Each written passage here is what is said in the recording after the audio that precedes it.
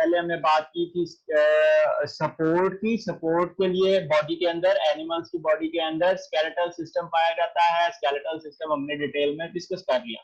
उसके बाद दूसरा हमारा पार्ट है इस चैप्टर का मूवमेंट। तो मूवमेंट के लिए लिविंग ऑर्गेनिजम्स में, एनिमल्स के अंदर मसल्स पाए जाते हैं, स्पेशलाइज सेल्स हैं जिनका मकसद ही क्या है, मकसद ही ये है कि वो मूवमेंट्स या तो चीजों की मूवमेंट करवाते हैं या पूरी बॉडी की मूवमेंट करवाते हैं, ठीक है।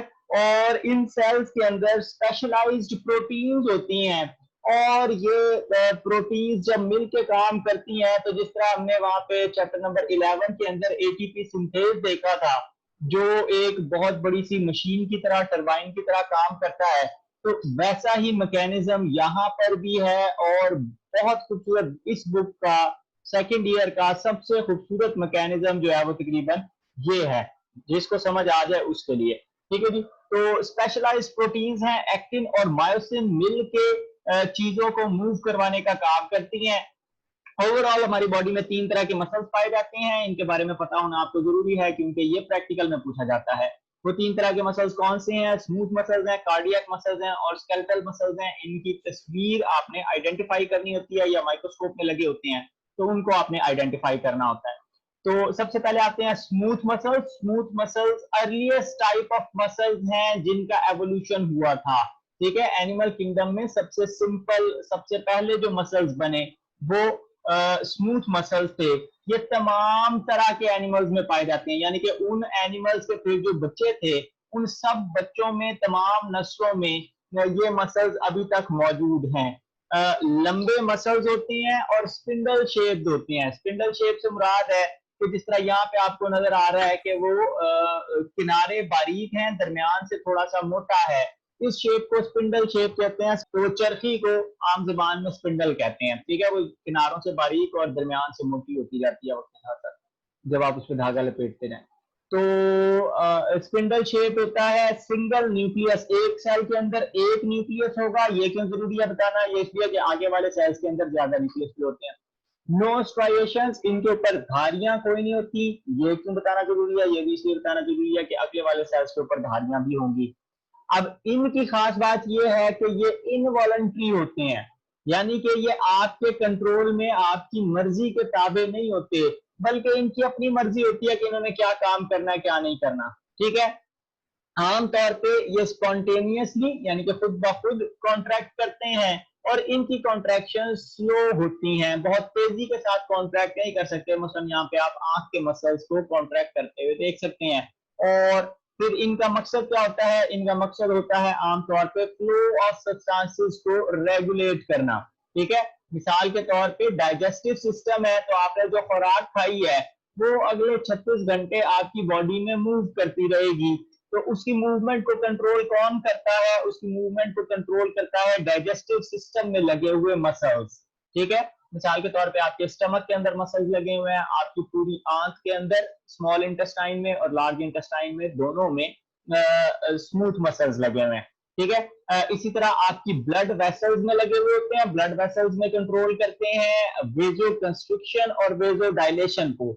जिस वक्त ये सुकड़ते हैं उस वक्त वेजो कंस्ट्रिक्शन हो जाती है, और जब ये रिलैक्स करते हैं तो वेजो डायलेशन होती है। पिछले चैप्टर में हमने पढ़ा था कि टेम्परेचर को रेगुलेट करने का एक मैकेनिज्म है। फिर डाइजेस्टिव ट्रैक्ट के हमने बात कर ली, और साथ ही साथ आंखों की ये खिड़की का साइज कम या ज्यादा करने के लिए, अंधेरे में आपने देखना हो तो खिड़की बड़ी हो जाती है ताकि ज्यादा रोशनी एंटर हो सके, और जब आपने रोशनी में देखना हो तो खिड़की सिकुड़ जाती है ताकि ज्यादा रोशनी एंटर ना हो, ठीक है। तो रोशनी के फ्लो को कंट्रोल करती है आपकी प्यूपिल, और यहाँ पे भी स्मूथ मसल्स लगे हुए हैं। उसके मुकाबले में दूसरी तरह के मसल्स कहलाते हैं कार्डियक मसल्स। कार्डियक नाम से जाहिर है, कार्डियम कहते हैं दिल को। कार्डियक मसल्स आपके दिल में पाए जाते हैं, और ये एक स्पेशलाइज्ड टाइप ऑफ मसल्स है जिसने दिल का ज्यादातर मास बनाया हुआ है, ठीक है। अब यहाँ पे क्या होता है? यहाँ पे लंबी लंबी सी चेन्स होती हैं, यानी कि वो सिंगल सिंगल मसल सेल अलग अलग नहीं है, बल्कि वो लंबे लंबे से फाइबर्स हैं जिसमें कई सेल्स आपस में जुड़े हुए हैं एक दूसरे से, ठीक है। ये सेल्स ब्रांच्ड भी होते हैं, कहीं से एक सेल दो हिस्सों में बट रहा है और कहीं से आगे चल के दूसरे सेल्स के साथ इंटरकनेक्टेड है, ठीक है। हर सेल का अपना न्यूक्लियस होता है, लेकिन इसके ऊपर स्ट्राइएशंस हैं, ये हल्की हल्की सी डार्क कलर की धारियां बनी हुई आपको नजर आ रही हैं, इनको कहते हैं स्ट्राइएशन। स्ट्राइएशन लफ्जी मतलब है धारी। तो ये भी इनवॉलंटरी होते हैं, यानी कि आपका दिल आपकी मर्जी के ताबे नहीं होता, फिल्में देख देख के ये तो आपको पता लग ही गया होगा। तो पंप ब्लड को पंप करना इसकी जिम्मेदारी है, ठीक है। सारी जिंदगी पंप करते रहते हैं और मुसलसल ब्लड फ्लो को कंट्रोल करते हैं। उसके मुकाबले में तीसरी तरह के मसल्स कहलाते हैं स्केलेटल मसल्स, जो हमने यहाँ पर डिटेल में पढ़ने हैं। ये स्केलेटल मसल्स क्यों कहलाते हैं? इसलिए कि ये स्केलेटन के साथ अटैच्ड हैं, बोन्स को खींचते हैं, जिसकी वजह से मूवमेंट के लिए जिम्मेदार है। और ये वाहिद तरह के मसल्स हैं जो आपके वॉलंटरी कंट्रोल में होते हैं, यानी कि आप अपनी मर्जी से अपना हाथ हिला सकते हैं, अपनी गर्दन घुमा सकते हैं, चल सकते हैं, बैठ सकते हैं। जो भी आप स्केलेटन से रिलेटेड मूवमेंट्स हैं वो आपकी मर्जी के ताबे होती हैं, इनको हम वॉलंटरी मसल्स इसलिए कहते हैं।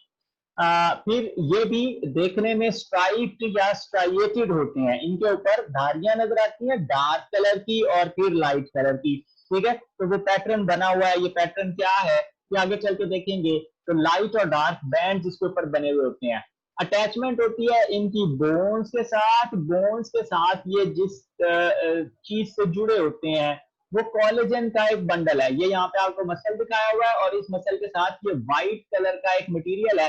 आपने ये देखा होगा जब वो बकरे को ज़िबा करने के बाद किसी कुंडे पे लटका देते हैं तो वो इस वाइट हिस्से के नीचे से कुंडा घुसाते हैं और ये फिर बड़ा मजबूत होता है कि पूरे उस वजन को उठा लेता है।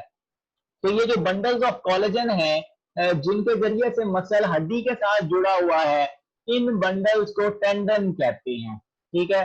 और एग्जांपल बाइसेप्स और ट्राइसेप्स मसल जो आपके बाजू में पाए जाते हैं ऊपर वाले हिस्से में, तो ये आपके स्केलेटल मसल की एग्जांपल